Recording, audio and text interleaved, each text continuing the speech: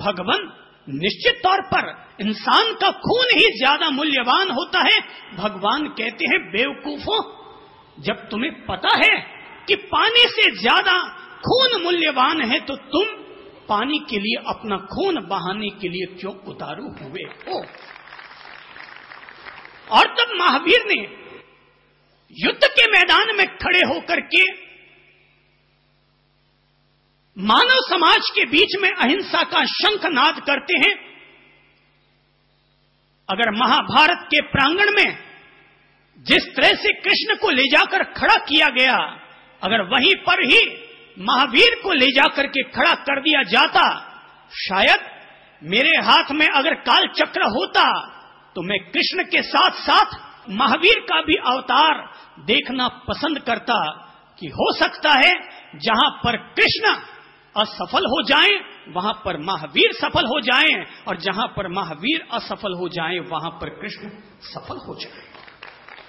कहीं पर कुछ भी संभव हो सकता है। महावीर ने समाज के निर्माण के लिए अहिंसा को अपना धरातल बनाया। और इतना ही नहीं कि मनुष्य मनुष्य के बीच में अहिंसा और प्रेम, सौहार्द और भाईचारा स्थापित हो, बल्कि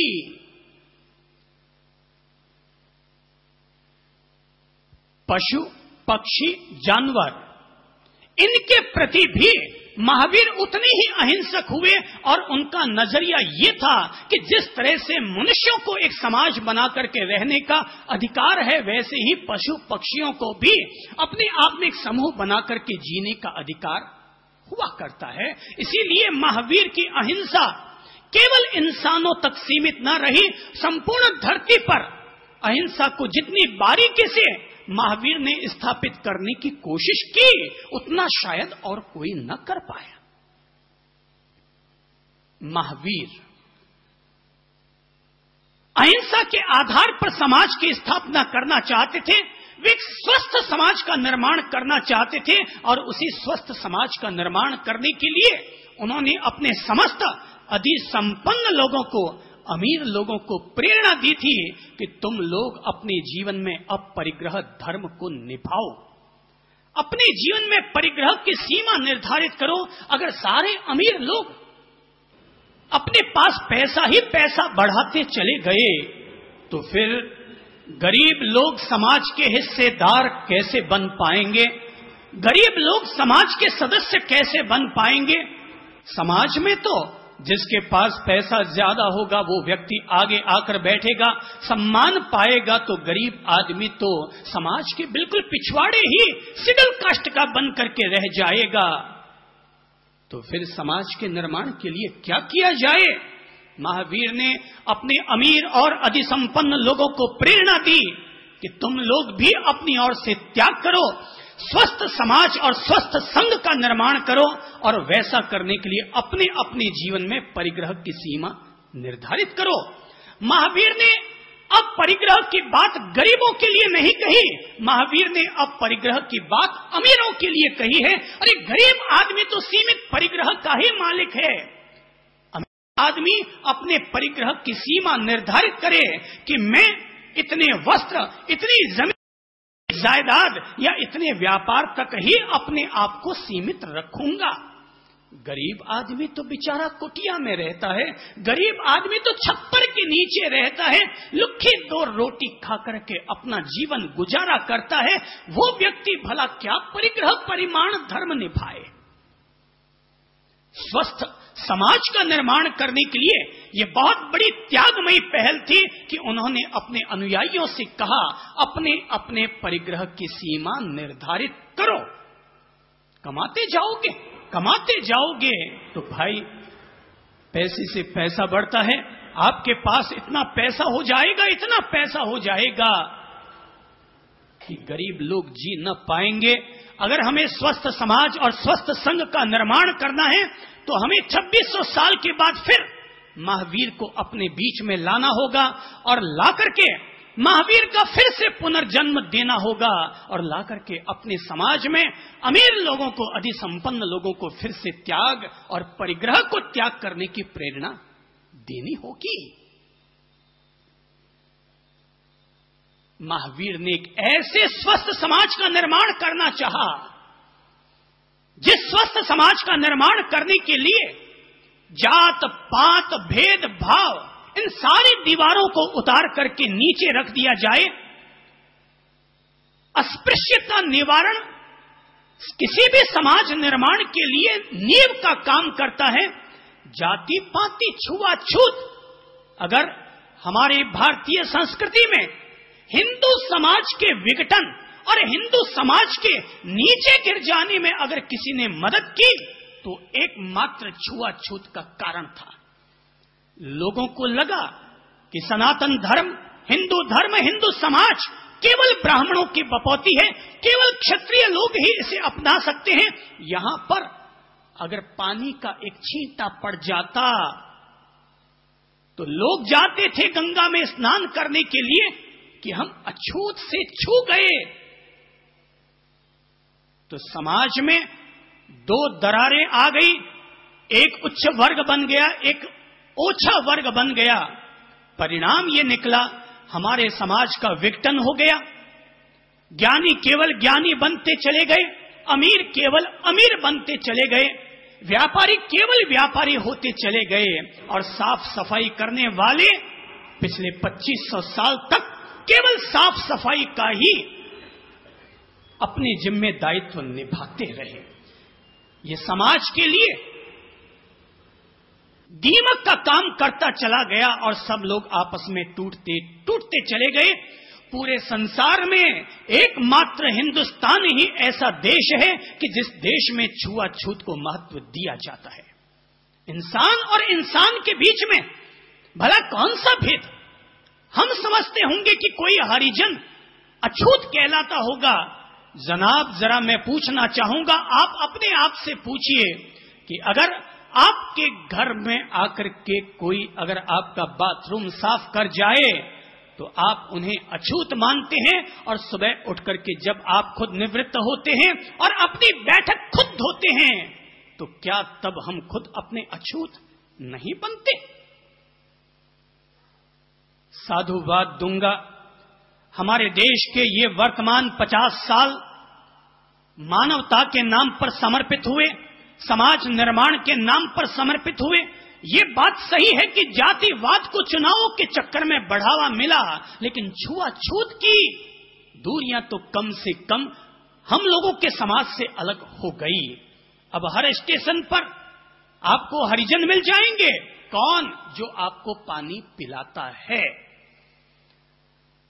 अब यहां पर सूचित, अनुसूचित, अनुसूचित, शेड्यूल कास्ट, अब ये सब बातें बहुत पहले के वर्षों की हो गई। अब तो समाज में सब इंसान एक दूसरे के करीब आ रहे हैं। अरे जब कोई भी हरिजन सड़क की सफाई करके फिल्म हॉल में फिल्म देखने जाता है ना, तो ये पहचानना मुश्किल हो जाता है कि कौन आदमी किस लेवल का है, किस जाति का है। एक जैसा पहनावा, एक जैसी कमाई, वही पैंट सूट टाई, फर्क करना मुश्किल हो जाता है। मेरी समझ से 2600 साल पहले अस्पृश्यता का निवारण किया गया।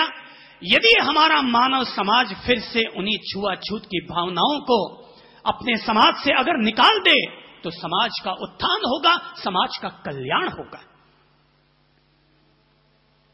ब्राह्मणों के मंदिर में केवल ब्राह्मण जा सकते हैं, जैनों के मंदिर में केवल जैन जा सकते हैं। वे चाहते ही नहीं है जैन लोग कि हमारे मंदिर में कोई दूसरी जाति का व्यक्ति आए भी। पहले जमाने में तो महापुरुष लोग विशेष रूप से लोगों को प्रेरणा देते और गलत रास्ते पर चलने वाले लोगों को प्रेरित करके उन्हें पंचव्रत धारण करवाते, त्याग और तपो में जीवन बनाते और इस तरह से उन्हें समाज की मूल धारा से लाकर के जोड़ा करते। और अब जात पात, छुआछूत, भेदभाव, गरीब अमीर, गोरा काला, सुंदर असुंदर, इतने ज्यादा चक्रव्यूह रचते चले जा रहे हैं, इतने ज्यादा चक्रव्यूह रचते चले जा रहे हैं कि अब हिंदुस्तान में समाज नाम की कोई चीज नहीं रही है। हिंदुस्तान में समाज नहीं रहा, सब ट्रस्ट हो गए, सारी संस्थाएं बन गई, सारे मंडल हो गए, सब केवल गवर्नमेंट में रजिस्टर्ड संस्थाएं हो गई। समाज और समाज के हितों का कल्याण करने वाली संस्थाएं अब समाज में नहीं रही है।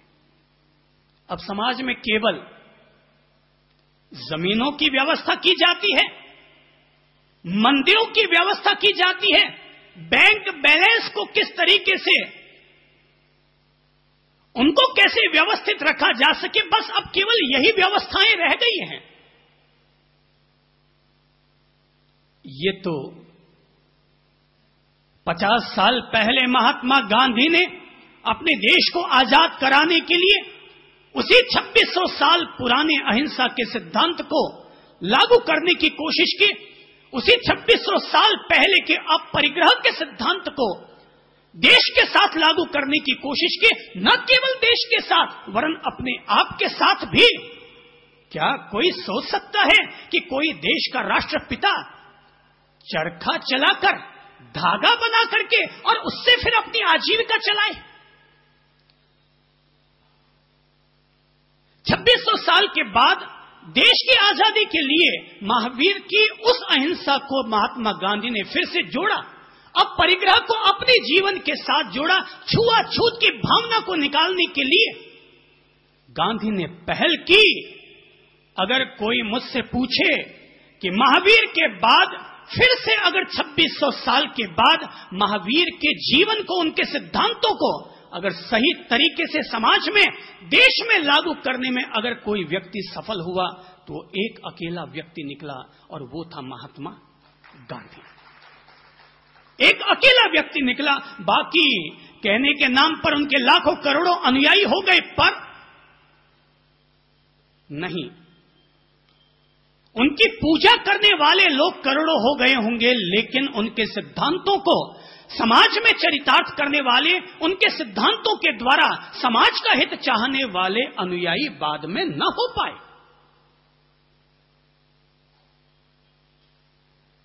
परिणाम हमारे सामने खतरनाक निकल करके आया। महावीर ने कभी गरीब लोगों की मदद करने के लिए जब एक दफा प्रेरणा दी थी तो महावीर के ही एक खास श्रावक पूनिया, एक अरबपति व्यक्ति, जिसने जब ये बात समझ ली कि भगवान कौन से समाज का निर्माण करना चाहते हैं और उसके लिए किस तरह के त्याग की जरूरत पड़ती है, तो पूनिया ने अपने जीवन में अपने सारे धन माल जायदाद को गरीबों के हितों के लिए बांट दिया और इस तरह से समाज निर्माण में अपनी अहम भूमिका निभाई। और इतना ही नहीं, तब पहला चरखा पूनिया ने